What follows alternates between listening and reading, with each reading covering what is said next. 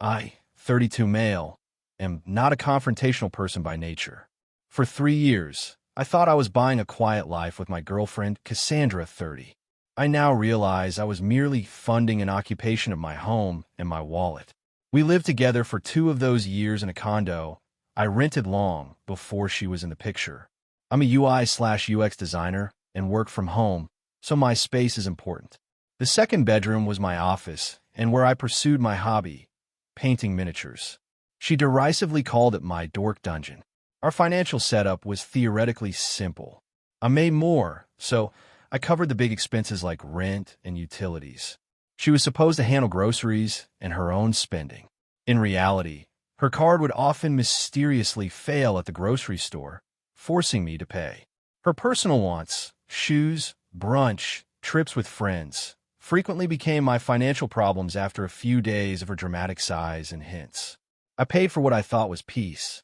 Over time, her respect for me eroded into casual contempt. My work was just another app for people to stare at. My hobbies were for nerdy little boys. My friends were basic. I was her stable, boring foundation, a utility she used to build her own, more exciting life. I wasn't her partner. I was her infrastructure. The end didn't come with a bang, but with a brochure slid across the dinner table. A 10-day trip to Europe for her and her best friend, Megan. The price tag was about $8,000 each. Isn't it perfect? She beamed. It looks amazing, Cass. How are you funding it? I asked. Her smile faltered. Well, Megan's parents are helping her. And I was thinking, that bonus you got. I set my fork down. Cassie, that bonus paid off my student loans. It's gone. But you have savings, she insisted. You're always hiding money away for your little plastic army man. What's the point of having it if you don't live? The argument was a familiar one. I was boring. I was holding her back. I didn't support her dreams. As her voice got louder, mine got quieter. Finally, she threw her hands up, letting out a cruel, dismissive laugh. You know what your problem is, Leo? You're weak. What are you going to do? Break up with me? She leaned in, her eyes glinting with challenge. Please, you're not man enough to leave me. You'd be lost without me. You have no spine. And that was it. In that moment, a profound, chilling clarity washed over me. She was right. The man I'd been pretending to be for 3 years, the conflict-avoidant pushover, didn't have a spine to leave. But that man had just evaporated. A slow smile spread across my face, one that held no warmth. Watch me, I said quietly. She just laughed again. Yeah, okay. I'll be out with Megan this weekend, making plans with ambitious people. Try not to hurt yourself painting your little space elves. She grabbed her purse and slammed the door. I stood in the silence, then pulled out my phone. She was gone until Sunday night. I had 48 hours. My response was not an argument. It was a project plan. First, I went online to a listing for a downtown loft I had fantasized about for months. Within an hour, the application was approved, the lease was signed electronically, and the deposit was paid from the savings account she so deeply resented. Next, I booked a discreet moving company for Saturday morning, explaining the need for speed and quiet. Then came the inventory. I went through the condo with surgical precision, tagging only what was unequivocally mine. My clothes, my books, my tech, the high-end espresso machine I bought, my cookware.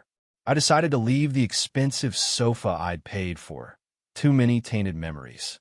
But my custom-built oak desk, the centerpiece of my dork dungeon, was the first item on the mover's list. It was a symbol. It was coming with me. I executed a digital purge, logging my accounts out of all shared devices and changing every password. Netflix, Prime, Internet, everything. I called my 2 best friends, Ben and Qley, gave them the short version, and put them on notice that I was going completely dark and might need them to run interference. They were relieved. They'd seen this coming for years. My final step before the movers arrived was a formal email to my landlord. I gave my 30-day notice, confirmed I would pay for the final month, and stated that I was vacating immediately. I attached the lease, highlighting that I was the sole tenant, and that Cassandra was a guest with no legal right to stay past the notice period. I set the clock ticking on the life she took for granted. By Saturday afternoon, it was done. The movers had stripped my existence from the condo, leaving only her things behind. I did one last walkthrough. Her clutter seemed to fill the space, making it feel both smaller and emptier. I placed my key on the kitchen counter. No note, no final confrontation. She said a man would have a fight. I simply vanished. Driving to my new, empty loft, I felt a lightness I hadn't realized I'd lost. Surrounded by my packed-up life, I sat on the floor as the sun streamed through the windows and breathed in the profound, blissful silence of actual peace. Update 1. The first few days in the new loft were spent in a productive silence. I unpacked, setting up my new life. My desk looked magnificent against an exposed brick wall. I blocked Cassie's number immediately after leaving, so my phone didn't ring. I knew the quiet wouldn't last. The storm arrived Sunday night, starting with an email at 10:17 p.m. The subject was a string of question marks. The message was confused.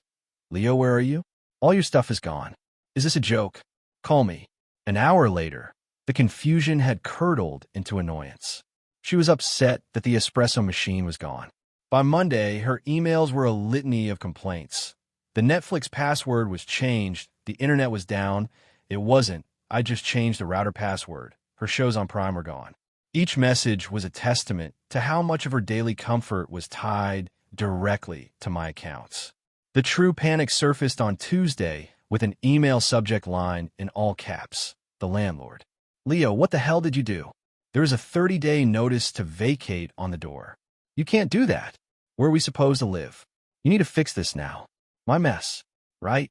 I created a folder for her emails and moved them there, unread. The real-time fallout came from my friend Qley. Cassie, it turned out, was weaving a tragic tale for her friends. She was the devoted girlfriend, inexplicably abandoned by her mentally unstable boyfriend who just disappeared in the night. She was playing the victim role to perfection, and her friend Megan was her biggest amplifier. Qley was in a group chat with Megan and several other mutual acquaintances. On Wednesday, Megan brought it up. Megan, has anyone heard from Leo? Cassie is a wreck. He just vanished without a word. She's so worried. After a few messages of sympathy, Qley, with my permission, calmly corrected the record. Qley, I've spoken to Leo. He's fine. He ended his relationship with Cassie and moved out last weekend. Megan, what are you talking about? He didn't say anything to her. That's not ending a relationship.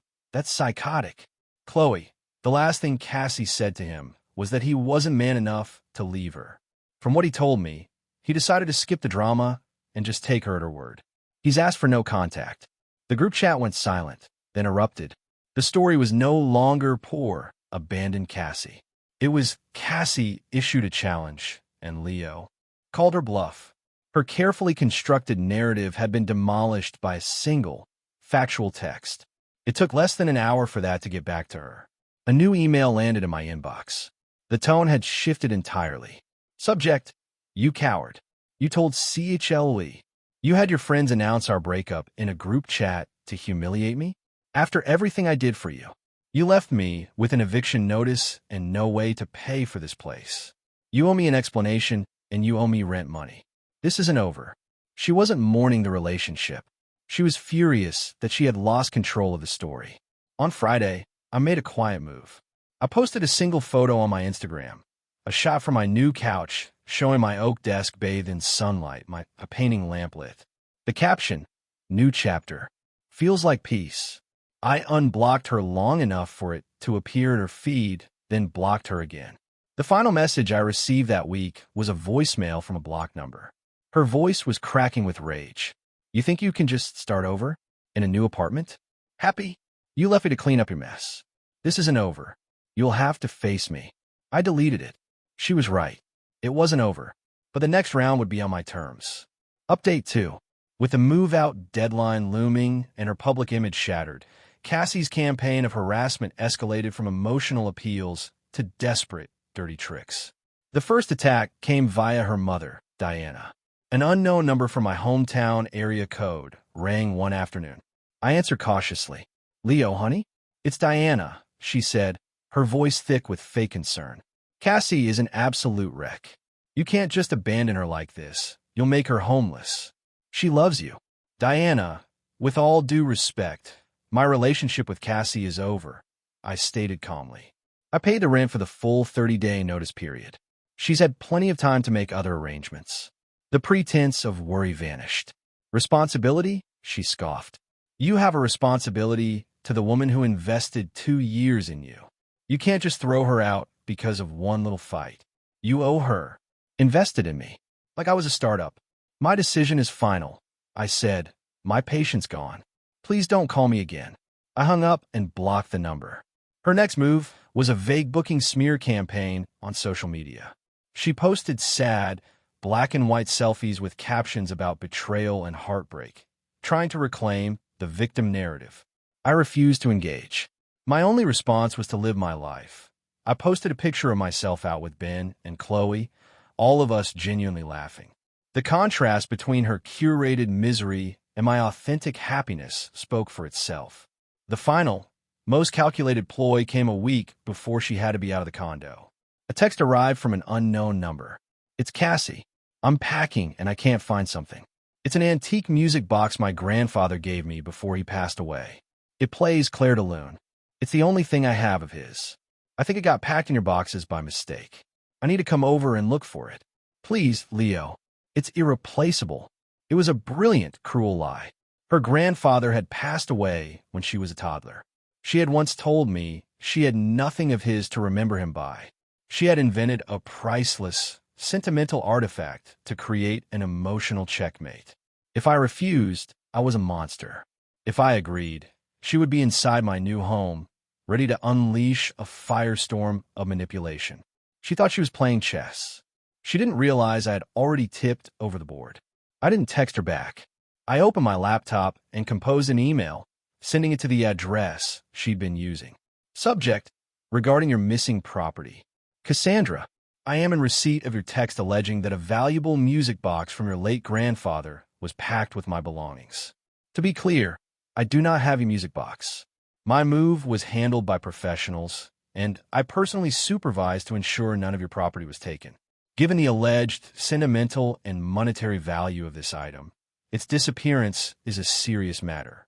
I therefore strongly advise you to file a police report for stolen property.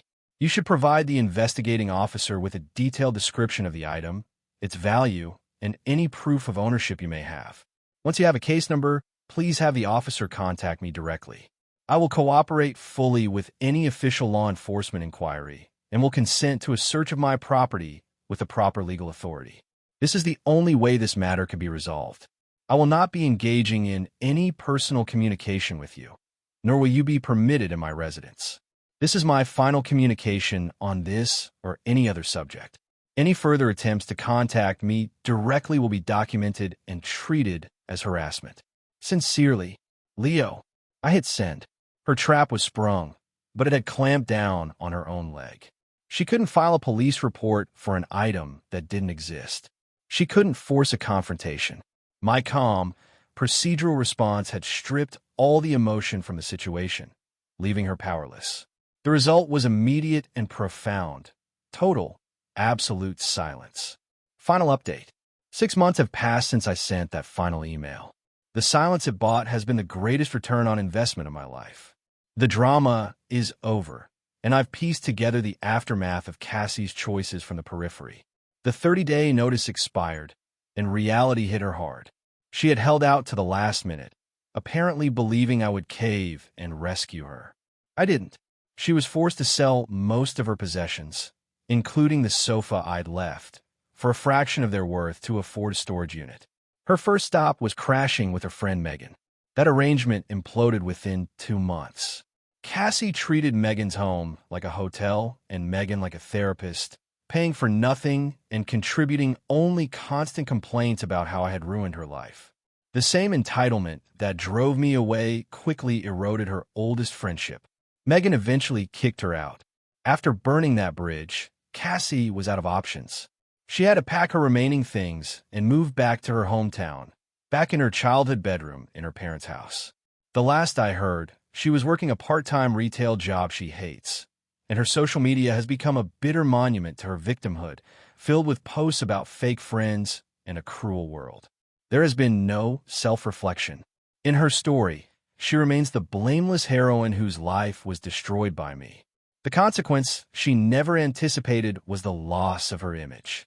The story of her taunt, "You're not man enough to leave me," and my silent departure became a well-known anecdote in our old social circle.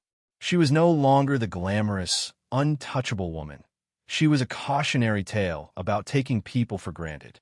As for me, life is better than I could have imagined. My loft is a sanctuary that is entirely mine.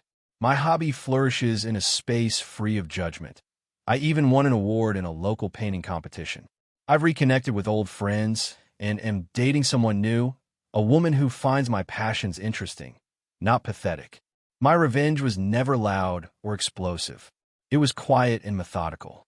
It was the silence of my exit, the calm logic of my final email, and the undeniable success of the life I built after leaving. She challenged me to leave because she saw my kindness as weakness, my stability as a leash.